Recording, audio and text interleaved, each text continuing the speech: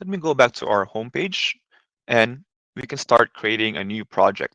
So it's going to be on this side over here. So once I select that, I can now fill in some of the project's basic information. So you notice that the red asterisks here are mandatory fields. So let me create a sample project.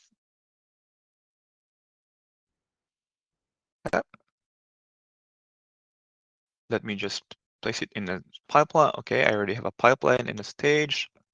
I can select my companies and contacts. Let me try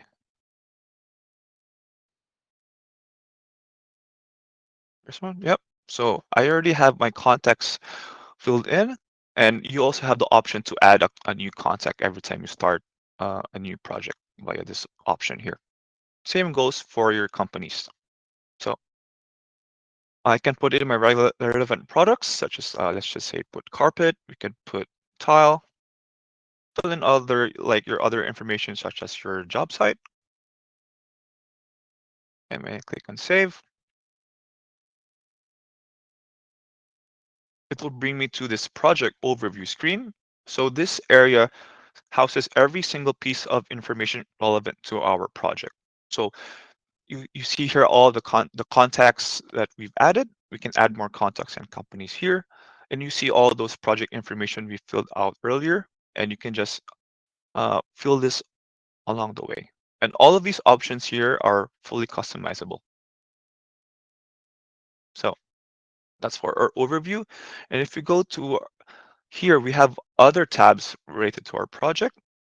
You can see on top, we have this represents all the stages we have on the project. So as the project moves along each stage, you can just select or left click which stage that project is now on.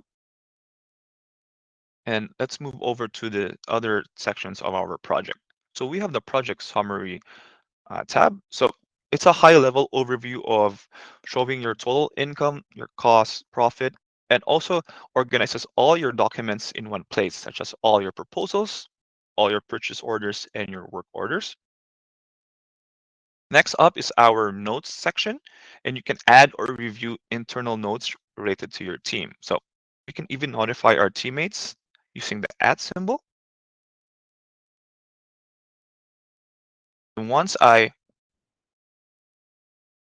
save this will notify my teammate Austin and he'll receive an email. I can also pin notes. So if I have any pressing or relevant information for this project, I can just pin that note so that my team members can just check it anytime.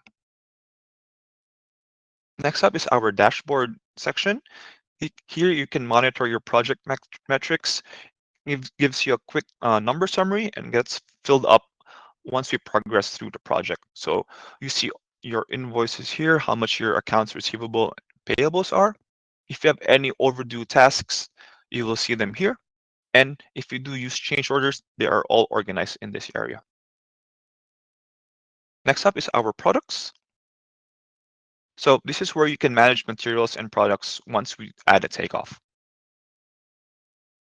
Next is our emails. So here you can track all your outgoing and incoming emails from your clients, vendors, and installers. So the task section is pretty self-explanatory, but here you can create tasks and assign it to your teammates. So what's cool about this is it integrates directly with your calendar. And so if I create a task, it will be added to my Google or Outlook calendar. Okay. Next is our photos. Here you can store all your site photos and even add photos, import photos from your diagram as well. In our files section is a file storage system where you can create folders to organize your files. And lastly, we have this SOV or schedule of values. So we can go over this in a different time, but you can use this for monthly progress payment building. So that's it for our project screen page. And we can now proceed with our CRM workflow of importing our diagrams, creating our documents, and getting paid.